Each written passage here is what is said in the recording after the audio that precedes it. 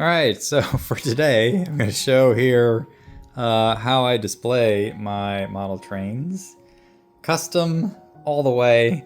I bought these things from IKEA. I originally started with one, and it slowly became three. And even now, you can see there's a problem. I'm out of room, so I'm actually going to expand these some more, the top ones where the engines are, because I just don't have any more space.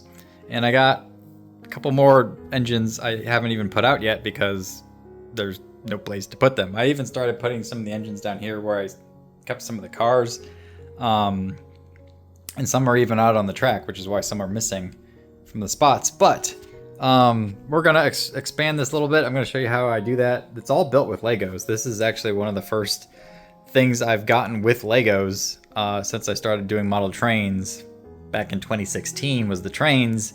And soon after I realized, hey, I need to display these somehow. And I thought about making these out of wood or doing some kind of custom thing to fit these IKEA display cases. But I ended up designing it and building it out of Legos, which is really cool, I think. I love it a lot. It's got some track padding on top that I like rubber cemented there. But I think it works really, really well for displaying N scale, at least the way I designed it here. You can see some of these are multicolored because I realized when I bought my first one, which was probably these guys or something like that, I bought two at first. And at the time it was relatively cheap. I mean, even then I felt stupid paying out the nose because I designed these digitally, bought them directly from the Lego site. You can, pick a brick and buy exactly what you need. I think this shelf alone was like $70, and then this one with the bigger top end was a little bit more. I think it ended up being somewhere just under 100. Which again, I felt kind of stupid just for doing that, but I also thought, hey, this is really, really cool. I'm designing my own thing, and it's fully custom that way. But Legos really popped in price recently, I feel like. So for the engine pieces, I never put the top part on because I thought the engine weight would be really high and it would like crush it because there's like no support in the middle here for these guys. So I've always kind of kept them down here for the cars, but I think I'm gonna try it anyway because I'm just out of room and I need the space. So we're gonna slap some on the top here. I got 3 sets ordered for the top part. I didn't order them directly new from Legos this time because it was extremely expensive to do 3 of these. Basically 1, 2, 3, 4. You're basically adding 4 shelves for each one. But to just do that for these top 3 would have been $170, which is crazy. So no, I did not do that. I actually ordered them from Bricklink, which is like a secondhand Lego exchange place. So I got a mix between new and used pieces in order to do this. So show you how this works. Again, I'm just building this part for the top part here so we can expand and get a lot more engines crammed up in there. All right, so here's all the pieces we need to make one of them. A lot of them are these 1x16 pieces, which is really big and sturdy. But it's actually a fairly simple design. You just put down some base plates like so. And again, when I first designed these, I measured out that display case to see what exactly would fit. And then you take 4 of these because it's 4 high, because that's what fits N scale. 3, 4. So you pop that on one side here, like so. And then you do it again over here. Boom. Whoop. There you go. There's your 2 sides. And then it's all about connecting that middle. So you take a 1x16, and you can see it's just 1 peg over, enough to connect that middle guy. You can take another one, like so. And these plates are 1x16, and then 1x10, and 1x16 again. And then you take a 1x10, black, pop them there, and there's one layer, and then you kind of do the same thing, but in the opposite direction, so it's structurally sound. That way there's overlap, and you can really make it sturdy, so it's not gonna fall apart on you. And that's one layer, and then you just do that 2 more times, and then you got one shelf, and then you do that shelf 4 times, and you get the whole shebang. So I'll finish this up and then show you the end result. All right, so here they all are finished. 3 of them, like I said.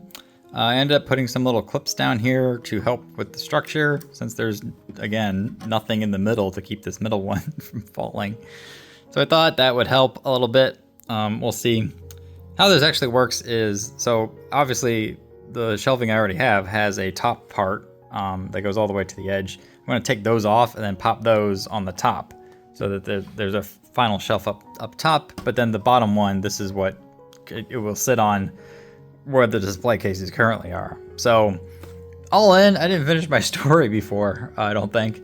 You know, the original price of original display that I bought back in 2016 was relatively cheap. Even the display cases were $69 all in, retail for one of them. I thought about getting a 4th case. I do have the room for it, but that is a lot, so I'm gonna hold off on that for now. Who knows, maybe one day I'll hit that up. But if you were to buy those cases now, they were like doubled in price. It's like $120 now if you buy the same thing. And even the Legos, like I said, all in for this three together was about $112, which is still cheaper than the $170 something I would have paid if I bought these new from Legos or Lego.com. So it just wasn't worth it to me. Those colored shelves over there too, and one black top engine one was actually pieces I found from my parents' basement, you know, with extra pieces that I had left over from various sets when I was a youth. So they've lived on and saved me you know, a couple $100 there by reusing what just was sitting around in a box, which helped a lot. So not done quite yet. All we got to do now is pop some N-scale track bed on. You know, this is the stuff I used before, so I'm going to use it again. I think I have enough to cover it. It says it's 24 feet, so it's about 1 foot each. 1, 2, 3, 4, 5, 6, 7, 8, 9, 10, 11, 12. Plus, I didn't do a whole shelf before. One of the displays does not have this because I just never got around to putting it on, but I think I'll have enough to fill it all up. So let me get that on and then show you the final deal. All right, these are all cut up and ready to go here. I just got to glue them down. You can see since it's been curled up for a while, it's all curled. So what I did last time was I took little engines or cars and then I glued it down and then I popped these on while it dried.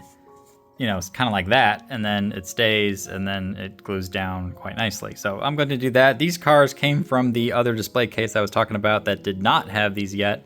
So I'm going to cut those off too and put them on because I might as well, since I think I have enough stuff left to finish.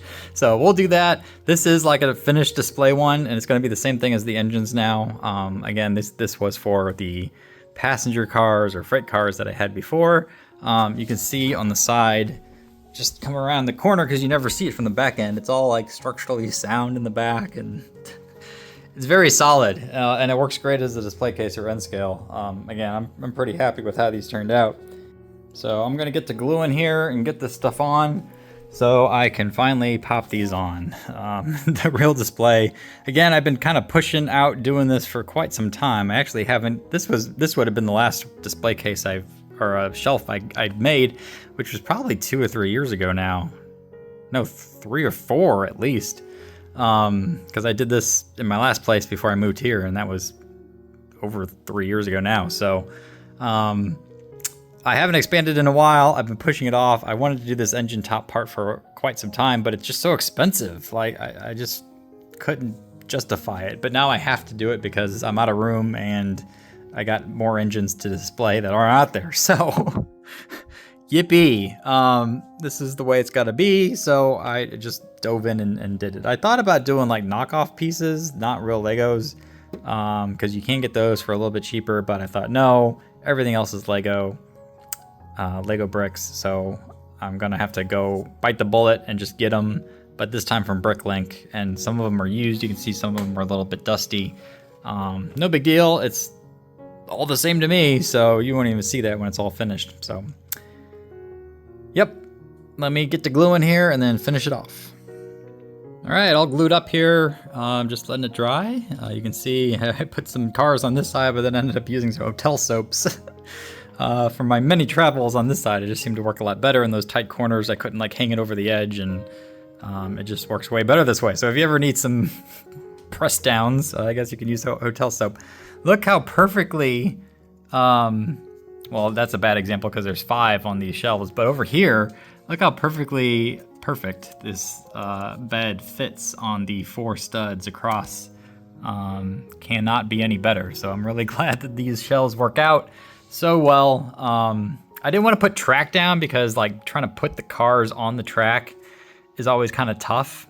And if it's off, it just looks weird. So like the cars were derailed or something, it looks weird. So I just kind of keep it with this bed on. That way the wheels have something to kind of stay on and not the hard Legos underneath, even though this shelf has been without the bed for a couple years now. I was a little short, actually. I was 3 short right here. So I'll just fix that some other time.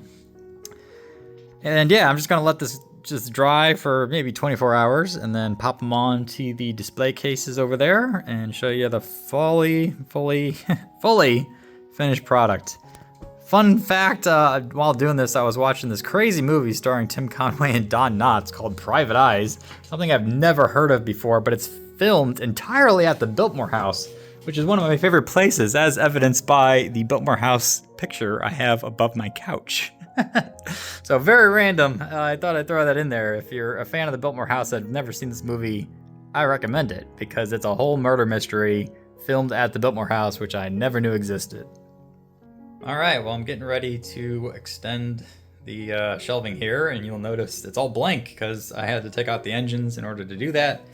And because of that, I threw them all right here. And I thought I'd show this real fast because it is quite a sight. I've never put them all together on a table like this before.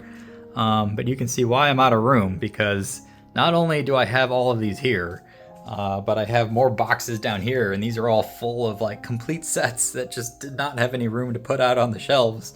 Plus I have some more in boxes that I haven't even unboxed yet because there's just no room for it. So the shelving is needed. I'm gonna expand it, obviously, is what I'm doing here, but this is quite a sight to see all these engines flat out on a table like this. This is really, really neat. So here's a little treat for you of what's all on the display case all together like this. Pretty crazy. All right, there she all be. Got them all back in there. You can see it's looking pretty nice, and I have room to work with again. It's been a while. I've tried to do this kind of by region, so like all the Japanese engines are over here. I do have more of those coming, so that's why I'm glad to see all the space it freed up on this side. American engines right here in the middle. Although some of them spilled over to where I have the European engines, but I was kind of running out of room. These are like super heavy, and a lot of these are super heavy, so I didn't want to put those up here at the top part because there's no like support in the middle there, like I was saying. So this is the way it's got to be for now, but it looks really cool with that back now fully built up, which is kind of how I've had it down here since the beginning for the freight cars. So that looks nice, and now it looks like super complete because every shelf is now there to be filled. Like I said, this thing is really blown up on me. I originally thought I'd have like 4 or 5 engines when I started, and that would be it, but LOL, you know, as many of you may know, it kind of blows up on you. I love it nonetheless. This is fantastic. I think it's amazing.